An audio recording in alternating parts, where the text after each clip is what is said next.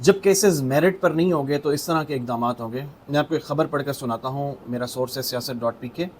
انسداد دہشت گردی عدالت لاہور میں ایک طرف پولیس آج بھی عمران خان کی بہنوں علیمہ خان اور عظمیٰ خان کے مقدمات کا ریکارڈ پیش نہ کر سکی، تفتیشی افسر لاہور میں موجود نہیں ہے، حکومتی وکیل۔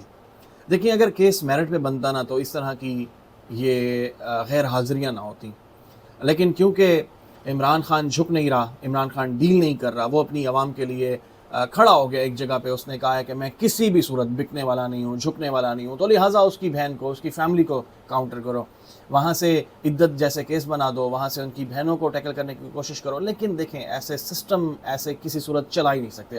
آپ کر لیں جتنا زور مزید آپ نے لگانا ہے لگا لیں، لیکن آپ عمران خان کو جتنا ہم اسے جانتے ہیں، جتنا ہم نے اس کو دیکھا ہے، پڑھا ہے، مختلف اس کی چیزیں دیکھی ہیں، تو اب عمران خان وہ والا عمران خان نہیں ہے جو کسی دور میں اس پہ کسی قسم کے ایلیگیشن تھے۔ ہم اب بات کریں گے رجیم چینج کے بعد کی، تو وہ نہ جھکنے والا شخص ہے، وہ کسی صورت ان چیزوں پہ نہیں آئے گا، لہٰذا اس طریقے سے نکلیں، اس طریقہ کار سے نکلیں اور اپنی ساکھ کو بھی بچائیں اور اپنے ملک کو بھی بچائیں۔ شکریہ۔